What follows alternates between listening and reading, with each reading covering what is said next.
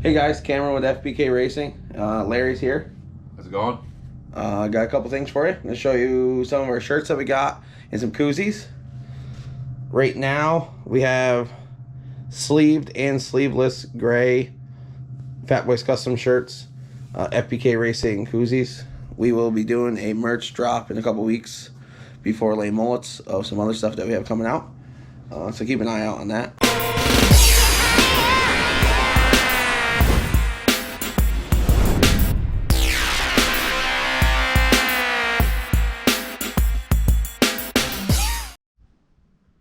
Hey guys, Cameron here with FBK Racing. You wanted to start. Yeah, no. So and you're start it. supposed to say I'm Larry. We've already done the intro. Oh, okay. I'll delete all this.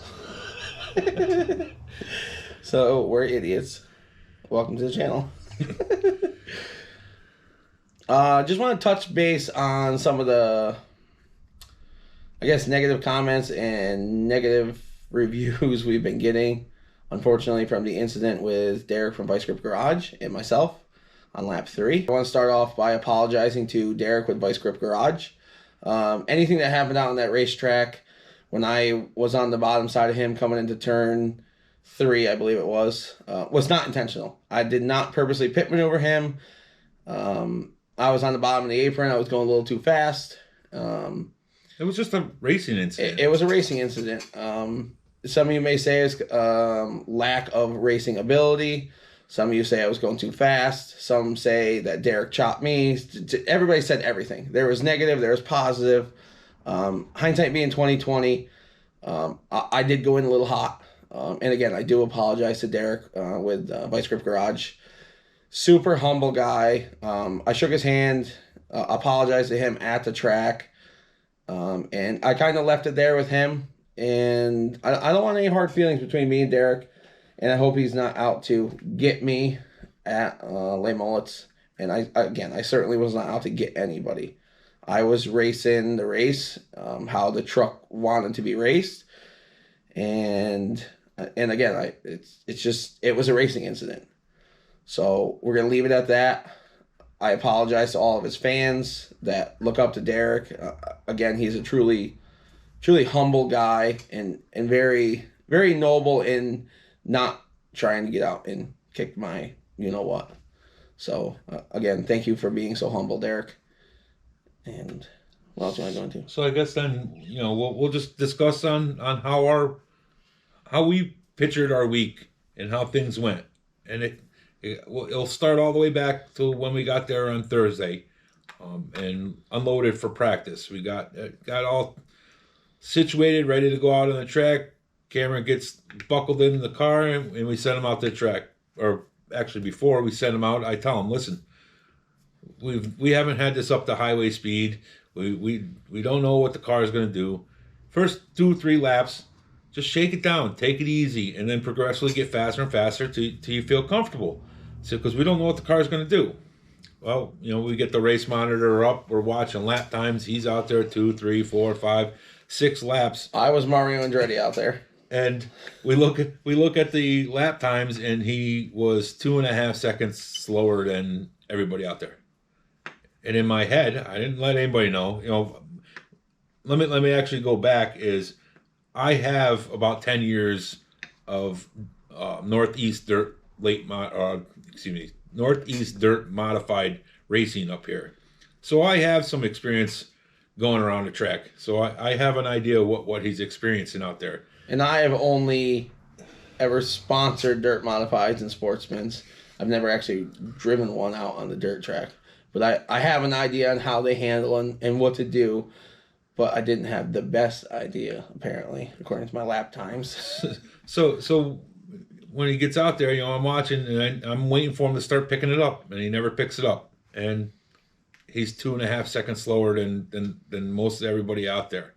And in my head, didn't say to anybody. I'm just like, we might be in a little trouble here. This might not be for him. So then we go down to our pits. He pulls in, gets out of the car. I'm like, so how'd it feel? Did it handle good? How'd it feel? He goes, it's Freaking fast. I'm like, now we're in trouble. I'm like, he goes, why are you saying we're in trouble? I said, you're 2.5 seconds slower than everybody out there, and it just like silence. Yeah, my brain just shut off at that moment. I'm like, how do I get faster than that? I thought I was flying around that track, but apparently not. So what I did is I took him up to the track and I tried to give him some. I mean, I've never been on the track, so I don't really know. I just have an idea of what he should be doing, and then I was watching some of the faster guys and where they were going. So I kind of gave him some lead on where to go, what to do, and how to drive the track. He goes out there, he picks up 2 seconds. Now we're like third fastest out of everybody that was there. I mean, there was, I don't know, 15, 18 cars there for Thursday for practice. By the end of practice, I was down to 7th fastest, but still, I was at the top. But so, obviously he's a pretty quick learner, because all I really had to do was just kind of give him some pointers and point him in the right direction. And he during the race found that apron line working.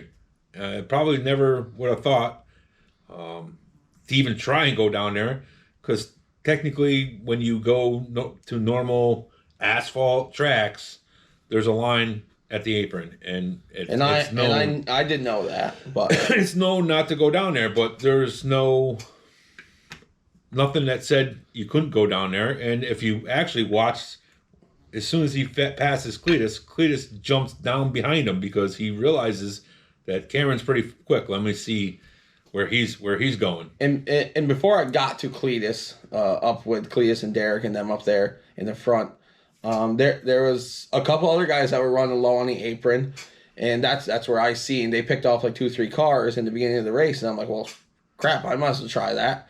And the truck loved it. The truck loved to be on the bottom of the apron. And the nice thing about it, when you came to the corner, the truck would come up to where the banking goes and just go. It would ride the bottom of the apron, the bottom of the banking, and just go right around the track. And I wasn't losing that much speed. So that was the reason I stayed down there. I did again start going I got a little fast when I came up to Cletus, and when I went around him on the bottom of the apron, and then got into Derek down there. But I wasn't trying to intentionally get into anybody or intentionally slide up or use anybody as a cushion. I was just racing, and it was a racing. I was in the racing mindset, and it was a racing incident.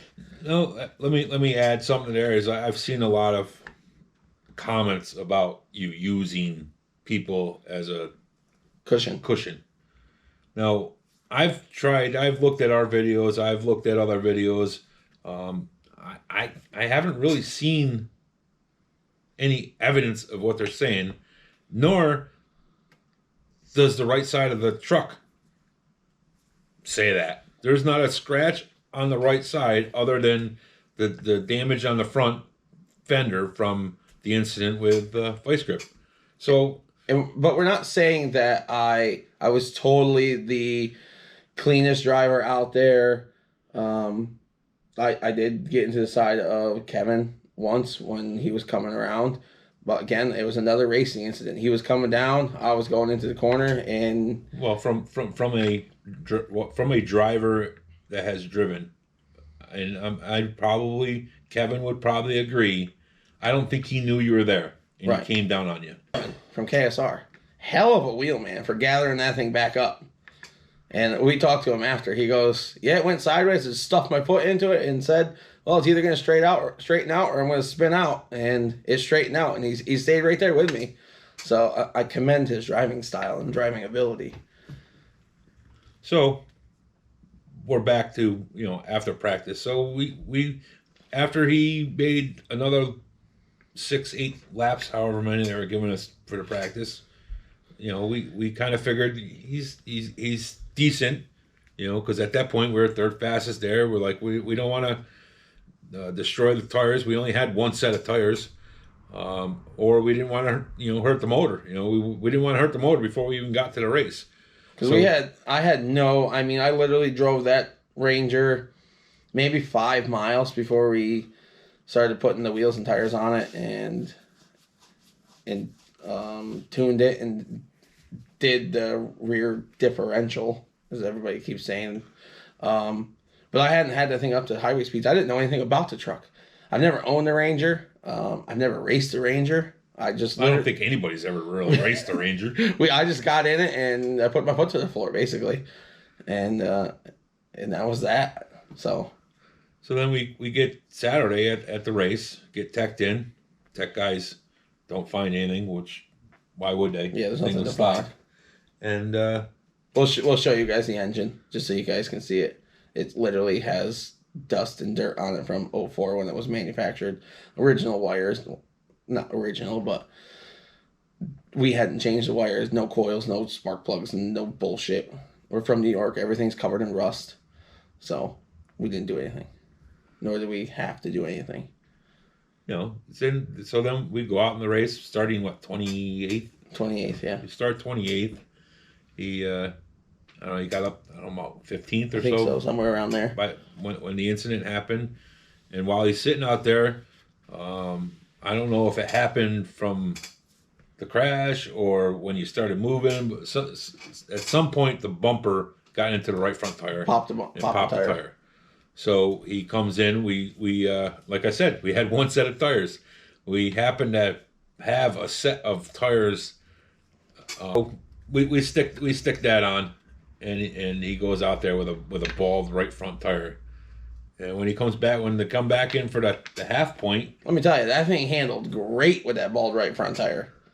I was a little upset when I came back in and they changed it and put on one of the other spare tires for the Ranger, the factory spares that came on it when I got the Ranger. It handled so much different than that bald right front.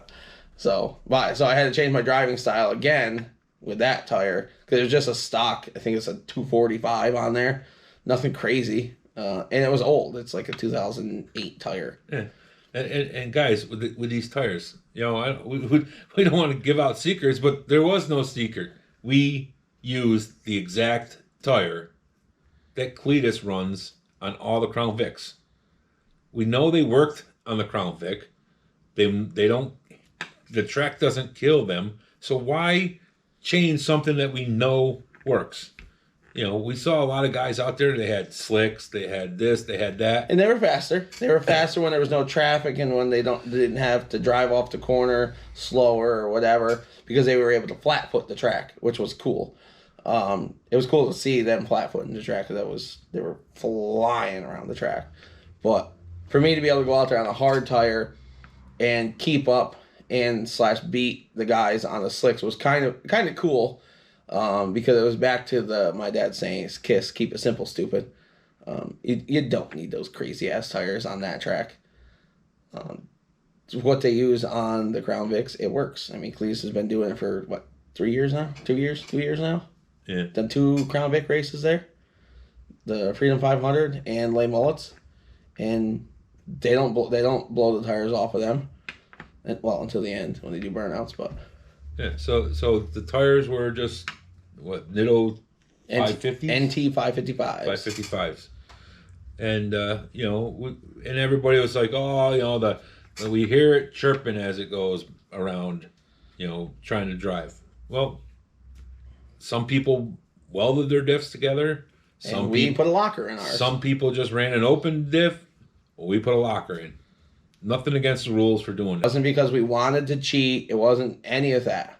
I just assumed that when I had staggered tires, 2.5 inches of stagger from right side to left side, that when I went into the corner on an open diff and this tire was going, say, 40 miles an hour, this tire was going 45 miles an hour. So if anybody knows how open diff works, since the beginning of time, they've always sent traction to the spot with least amount of resistance. So I would have been spinning this tire around the track and this one would have just been hanging out over here. So that's why I put a locker in, because I wanted the power on the outside of the vehicle. And the rear end was from a junkyard that we put in there. I believe it was a 05 Splash. Don't quote me on that, but I believe it was from a 05 Splash with 410, 411 gear in it. Whatever came in the factory. The reason why we had to put a rear end in it is when we got it up on the lift, we're looking the truck over to see what we need, brakes and ball joints and tie rods and that kind of stuff. And we're like, oh, this thing's got disc brake in the back. Now, they didn't put disc brakes on Rangers until like 10 and 11. They did put disc brakes on them, and we're from New York, and I'm telling you that rear end was not from 2010 and not from 2011 or that era when they did put disc brakes on them. The new ones have disc brakes, but there was a package that you could get from the Ford Edges. I believe it was FX4 package. Correct me if I'm wrong on here. That you could order a upgrade package that came with disc brakes, 410s in a limited slip. That's not what his rear end was that was in it. It was a Mustang rear end that somebody cob jobbed in there. So I called up our local salvage yard, said, hey, I got an 04 Ranger. I need a rear end. It's an 8.8. With a 410 gear. With a 410 gear. It came out of an 05. So it was a bone stock, 411, 410, whatever you want to call it, open diff Ford Ranger rear end. It wasn't anything crazy. And let me touch base on that. Even if somebody was running a 9-inch or a 10-bolt or any kind of rear end, you're not getting any advantage of running a rear end. You're getting strength, but you're not picking up any speed. There's no benefit to running a bigger, smaller, whatever you want to say, rear end in it. And I know people said, oh, well, they got a 9-inch in it. Well, if you look back at my videos, all right, sorry guys, our battery had died, which was a good thing because I was starting to get anxious and wound up about some of the posts on here. So good thing the battery died. It kind of calmed me down a little bit. So we're gonna move on to some other stuff that we have going on. One of which is the Ranger that we won down there. I don't even know what year it is. I think it's a 2000. I think it's 2000. But anyways, it's actually still there. It's still there. It's down at the Freedom Factory. We left that down there along with our burnout car. We were invited back, obviously, for the 2.4 hours of Les Mullets. So we'll be attending that. And the following day, Garrett had invited us to the Freedom Factory for Cletus and Cars. So we're going to put our actual burnout car in the burnout contest. And we have an idea that we're going to put the other Ranger in the burnout contest, but might spice that up a little bit, maybe with a little bit of a, we don't have our fill up. Yeah, that stuff that the dentists use that make you laugh. That stuff that gets everybody all happy. Oh, you know who uses that stuff? Jack Sand. Jack Sand uses that. Nitrous. We might put some nitrous on that car. Or truck, I should say. See if maybe we can blow the thing up. Let her fly. Because we don't have a use for it. And I know people are going to get mad at us if we wreck it. So we're going to wreck it anyways.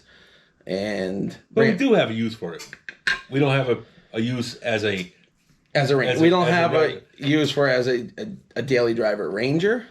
I do want to retire our Impala, which is actually my sister's car, because I've hit a couple walls with that, doing some burnout competitions, and parts for that, A, are not cheap, B, are not readily available, and C, are a pain in the ass to change. Inner fenders on that take like an hour or two to change. So we're going to convert the new Ranger into a burnout truck. We're not going to tell you what we're going to put in it for a motor, but if you know anything about us, you probably could figure it out. So that's going to be our burnout truck. And the reason for that is, again, we don't have a real use for it as a daily driver or anything like that. I don't want to sell it because that's not right. And body parts are super cheap for those. I can get a fender for like $40. So if I hit a wall with doing a burnout, we gotta keep it the same color and all the decals. So we're gonna have to get some paint decals. No, the new one. Yeah, no. Yeah, we want it to stay looking like that. Yeah, it's got to stay that reddish purple plum color. I'm not taking the roll bar off of the lights. I do want to fix the lights. Larry had an idea of making the lights strobe when you're doing burnouts, but we're gonna try to do that with that. That'll be down the line a little bit. I gotta recuperate from the Danger Ranger 9000 because I hit my pocket pretty good, because we are doing this all out of pocket. Out of pocket. Some help from sponsors, but I really didn't get much for free, if you will. I got better prices on a lot of stuff. Some things I did get for free, but a lot of stuff I still had to pay for. The Ranger tires, wheels. I had to pay for the tuner. rear end, the locker. What else? Oh, the camshaft, the connecting rods, the crankshaft. You're just trying to. Yeah, no, that doesn't have any of that in it. Wrong car. But yeah, we got to recuperate a little bit, do some more videos. We're going out this weekend to Samson No Prep, and we're gonna do some street racing in Syracuse. Mexico. We're gonna do some street racing in Mexico. Edit the Syracuse part out. We're gonna do some racing in Mexico, Western New York, Mexico. Try to get the best video we can. It's gonna be dark while we're doing the street racing thing. Yeah, the Samson is during the day. Yeah, so that'll be fun. Larry will be doing that without me in the morning and early afternoon. I got a couple jobs that I need to finish up here. I got to do a lift kit and some tires on the customer's truck, and then I'll be heading out there with a buddy of mine and watch some street racing. Throw our GoPro on somebody's car, maybe. So I think at that point we're gonna end this. We just wanted to put it out, put up a video. One, apologizing to Derek, that we don't want any hard feelings. And none of it was intentional. That we had a great time out there racing with everybody. We met a lot of neat people, or nice people, however you want to say it. It was a good time. And all this negative on the internet has just kind of ruined the whole thing. It put a sour taste in our mouth about the whole YouTube thing and the racing thing. And I've been watching some videos online about it just so I don't get wrapped up in it. I don't want to be commenting back and having a Facebook war, or I shouldn't say Facebook war, but having a comment war on Facebook, because I want to be bigger than that. I didn't do anything intentional. It was a racing incident in my eyes. Whatever you guys think, you guys think. You guys can think all you want. But again, I just want to say I apologize to Derek with Vice Grip Garage, and I appreciate how humble he is on the whole incident. And how grateful I am that he was able to get back out there on the track. And I think he made it back up to 7th. Guy was hauling the mail with half a windshield. Did you watch his video yet? Yeah. See what his tires look like at the end? Oh, his tires were... Hell. Don't mind that. His tires were balled up good on that thing. He was using that truck. He ran that truck pretty good, and he did give me a little love tap at the end after my burnout. That was rightfully deserved. But yeah. on the ending note is, if this video becomes a total bash and negativity and all that, then I'll just pull it down. We didn't put this video up to fuel the fire. Yeah. Basically, we're trying to put the fire out a little bit. Nothing was done intentionally, and I appreciate everybody's feedback, again, whether negative or positive, but we don't need that. We don't need that crap. Yeah, because if you notice, we've said this before. Our channel is freedom of speech. Everybody's got an opinion, and I have no problem with people expressing their opinions to a certain extent. There's no reason to get personal. I don't know you guys personally. You don't know me personally. You only know me through YouTube and through Instagram and Facebook. We don't need to point fingers and bash and poke fun at people. We don't do it. So why do it to us? Right. So this was just to kind of say sorry, let's keep it friendly. Let's move on. We got more racing going on. We'll be up there for the 2.4 hours of Le Mullet. And we're not going out there to wreck anybody. And I hope that I don't have a target on my back. If I do, so be it. It is what it is. We'll take it on the chin, if you will. So that'd be it for now. If you like, share, subscribe. The channel is growing, which we kind of figured would after the Danger Ranger, right, or just knowing that we were going there. It is growing, but we still are, like, the race video got 18,000 views. Which blows my mind. but we only got, out of those 18,000, we only got 600 subscribers. Hit this button right here. So you got there. You got no. It'd be over a little, like right about there. Hit the button. Subscribe, so, comment. We need you to subscribe and like. We're growing, and we hope to grow more. And we're trying to get some more positive videos out there. We're going to be doing some more FBK Racing stuff. I might throw in a couple builds that we're doing here with Fat Boys Customs, or my actual business, actual garage. But we'll just see how it pans out. Again, like, subscribe, comment. Thanks.